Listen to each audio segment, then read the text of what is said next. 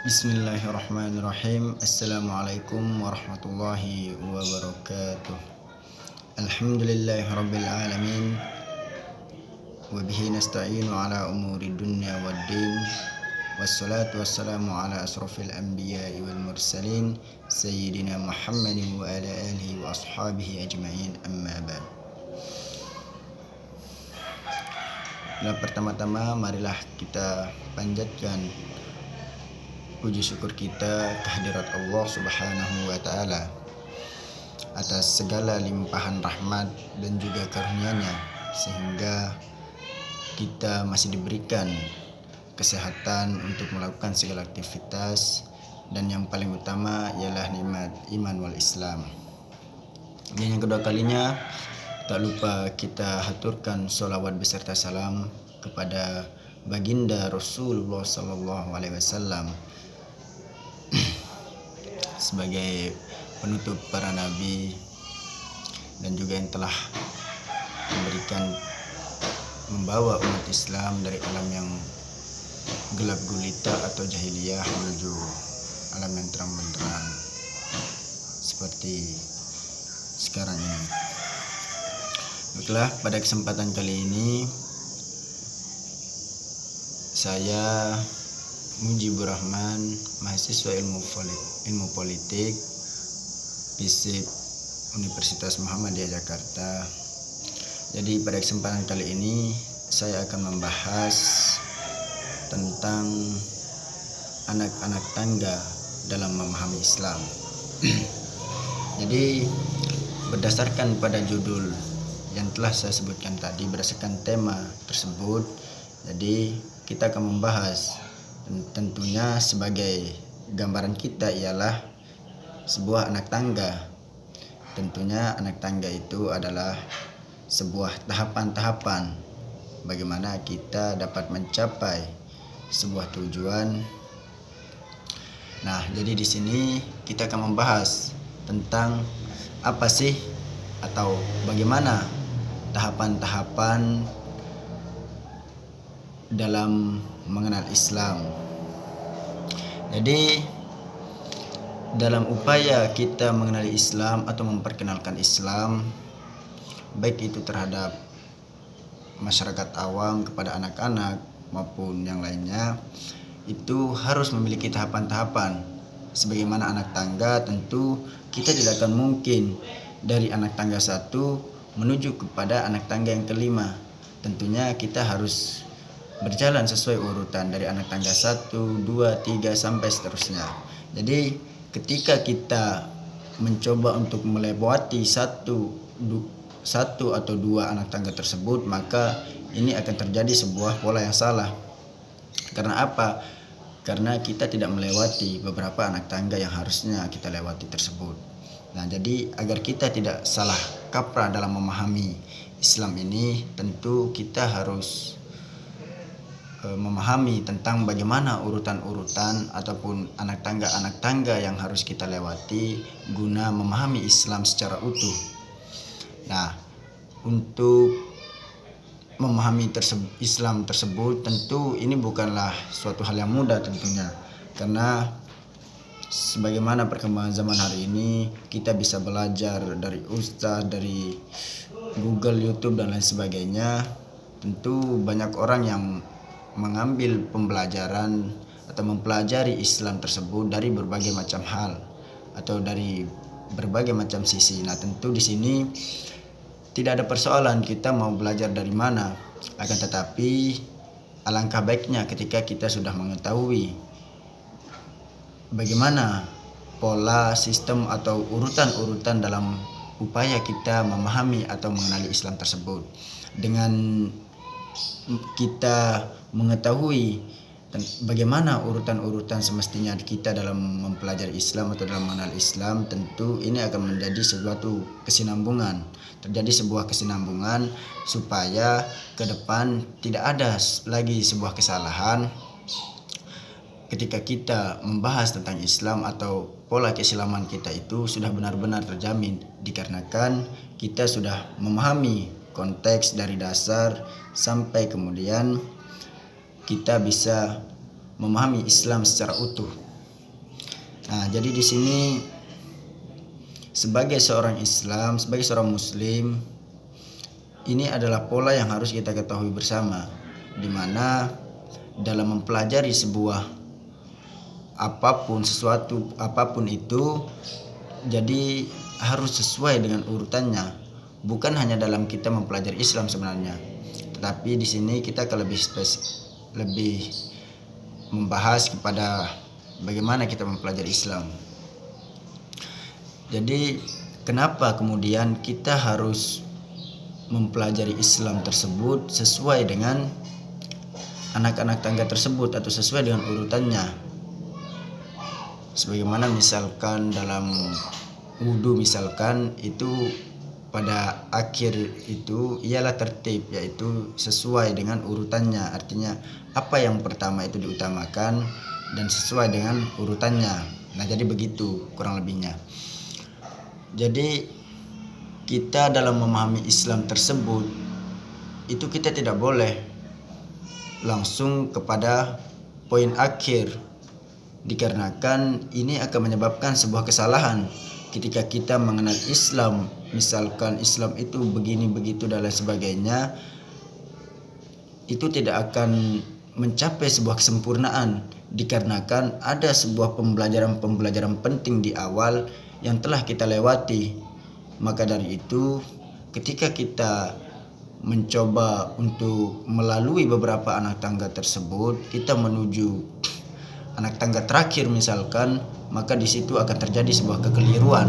Maka kita pun akan salah dalam mendefinisikan Islam atau salah dalam mengenali Islam. Maka dari itu kita harus memahami atau dari dasar sampai kemudian kita bisa memaknainya secara utuh bagaimana Islam tersebut. Nah, jadi hal pertama yang harus kita pelajari bersama itu ialah tentang bagaimana dasar-dasar di dalam Islam tersebut. Nah, jadi apa sih sebenarnya agama Islam tersebut? Misalkan apa saja hal-hal yang telah diwajibkan di dalam Islam untuk umatnya, seorang Muslim, sunnahnya bagaimana. Nah, itu tahapan-tahapan atau awal yang harus kita pelajari. Lalu nanti kemudian ketika kita sudah bisa menguasai apa yang menjadi sebuah dasar dalam mengenali Islam tersebut, barulah kita bisa beranjak kepada pembelajaran selanjutnya atau anak tangga selanjutnya. Ketika kita sudah berhasil menguasai ilmu dasar dari Islam tersebut. Jadi misalkan jika di dalam kita ambil contoh dari rukun Islam misalkan. Jadi di situ ada tahapan-tahapan dari mana sejak berawal dari membaca 2 kalimat syahadat, membayar zakat, sholat, puasa, sampai pada akhirnya itu naik haji. Nah, jadi di sini tentu dalam prospek atau mencapai sebuah kesempurnaan di dalam berislam, dalam rukun Islam sudah digambarkan tentang pola bagaimana kita dalam memahami Islam atau bagaimana pola kita dalam memeluk agama Islam tersebut atau menjalankan agama Islam tersebut. Yang pertama itu ialah 2 kalimat syahadat, membaca 2 kalimat syahadat. Asyhadu an la ilaha illallah wa asyhadu anna Muhammadar Rasulullah. Nah, jadi ketika kita sudah membaca hal tersebut, jadi dapat dikatakan kita sudah dianggap sebagai seorang Muslim. Sebagaimana misalkan orang-orang non-Islam yang mau masuk Islam atau mu'alaf, jadi harus membaca 2 kalimat syahadat tersebut lebih awal. Nah, barulah kita mempelajari tentang bagaimana pola-pola dasar. Misalkan di dalam rukun Islam tersebut, yaitu sholat 5 waktu sehari semalam. Nah, jadi kita harus mempelajari apa makna sholat tersebut. Kenapa Islam menganjurkan kita untuk sholat? Nah, setelah kita berhasil mengetahui hal tersebut, kita menjalankannya dengan baik, dengan penuh keikhlasan dan juga keimanan, dan mengharapkan ridho dari Allah Subhanahu wa Ta'ala, tentu kita akan benar-benar belajar dengan baik dan kita bisa lebih memaknai, lebih meresapi sholat kita tersebut. Nah, jadi kita harus mempelajari hal itu terlebih dahulu. Jadi kenapa Islam menganjurkan seorang muslim untuk sholat? Nah, itu alasannya kenapa begitu. Jadi sebelum itu kita harus mempelajarinya terlebih dahulu supaya kita tidak menjadi seorang muslim yang penuh dengan kesalahan. Jadi tidak semata-mata kita sholat hanya karena anjuran tersebut. Nah, tapi kita harus mengetahui juga kenapa sebenarnya Islam tersebut menganjurkan kita untuk sholat begitu. Jadi setelah kita melalui anak tangga-tangga tersebut, barulah setelah kita berhasil menguasai suatu pembelajaran tersebut, barulah kita beranjak kepada pelajaran selanjutnya atau anak tangga selanjutnya, supaya kita tidak goyah di dasar. Jadi dasar kita itu harus sangat mantap, harus matang kita mempelajarinya. Jangan sekedar kita mempelajari, oh Islam itu seperti ini, Islam seperti ini. Nah, jadi ke depan kita hanya menganggap itu adalah suatu hal yang remeh, sehingga ketika kita merasa diri kita telah menguasai Islam dengan benar, dengan tepat, dan ternyata justru kita adalah orang yang paling salah dalam mengenal Islam tersebut. Nah, jadi sebagaimana untuk menjadi seorang muslim, menjadi seorang mukmin yang baik, tentu kita harus mempelajari semua hal dalam Islam tersebut sesuai dengan urutannya, dari dasar Islam tersebut, kenapa Islam itu dimunculkan, nah, kenapa Tuhan mengadakan agama Islam tersebut. Jadi apa yang menjadi sebuah dasar-dasar dalam mengenal Islam tersebut, itu adalah hal yang pertama, hal yang sangat penting untuk kita pelajari terlebih dahulu. Nah, baru kemudian ketika kita telah berhasil mempelajari hal-hal tersebut, barulah kita beranjak kepada pembelajaran selanjutnya. Sehingga ketika kita sudah mencapai kepada suatu pembelajaran atau anak tangga yang perlu pemahaman yang tinggi, ketika kita sudah menguasai pola dasar atau pelajaran di dasar, maka tentu pelajaran selanjutnya itu akan terasa menjadi lebih mudah, atau kita menjadi lebih mudah memahaminya, dikarenakan kita sudah memahami apa yang menjadi sebuah landasan, apa yang menjadi landasan atau apa yang menjadi dasar kita dalam mengenal Islam. Jadi seperti itu. Nah, ketika kita sudah berhasil mengenali dasar-dasar tersebut, jadi kita akan mempelajari Islam tersebut dengan mudah. Mengenal Islam itu menjadi lebih mudah dan juga lebih indah tentunya, dikarenakan kita berhasil menemukan apa itu pembelajaran dasar, apa sih indahnya Islam tersebut. Maka ketika kita telah berhasil menemukan itu, kita akan menemukan sebuah kenikmatan di dalam mengenal Islam dan juga mempelajari Islam. Nah, tentunya juga ketika kita berhasil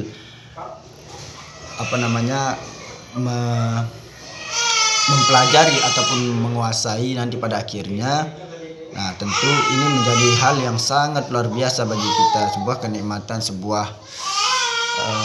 kenikmatan yang diberikan oleh Allah Subhanahu wa taala di dalam kita mengenal Islam tersebut. Nah, jadi kita akan menjadi seorang mukmin yang baik, mukmin yang taat kepada Allah Subhanahu wa taala, menjalankan segala perintahnya dan juga menjauhi segala larangannya, dan semoga juga keimanan kita menjadi bertambah. Nah, itulah sebuah tahapan-tahapan di dalam pengenalan Islam. Jadi mungkin kesimpulan dari tema kita pada kesempatan kali ini ialah kita harus mempelajari segala sesuatu itu, terlebih lagi masalah Islam ini, sesuai dengan urutan-urutannya, sehingga ke depan dalam mempelajarinya kita akan menjadi semakin lebih mudah untuk memahami Islam tersebut, dan juga kita akan menjadi seorang muslim yang baik dalam belajar ataupun dalam mengenal Islam tersebut, dikarenakan kita mengikuti aturan-aturan ataupun anak tangga urutan yang harus dipelajari dalam Islam tersebut. Bukannya kita langsung mempelajari hal-hal yang sangat tinggi di dalam Islam yang kemudian menyebabkan kita terjerumus dan pada akhirnya menjadi seseorang yang syirik atau musyrik mungkin pada akhirnya. Nah, jadi itulah hal-hal yang kita takutkan takutkan ketika kita mencoba untuk memahami Islam melalui tahapan yang lebih tinggi. Nah, jadi kita diharapkan agar kita dalam mengenal atau mempelajari Islam itu secara berproses, bertahap, step by step, dari anak tangga 1, anak tangga 2, 3, 4 dan seterusnya, sehingga pada akhirnya kita mampu menguasai ataupun mengenal Islam tersebut dengan baik. Mungkin hanya itu saja yang dapat saya sampaikan. Kurangnya saya mohon maaf. Semoga bermanfaat. Lillahi bisabil haq, fastabiqul khairat. Wassalamualaikum warahmatullahi wabarakatuh.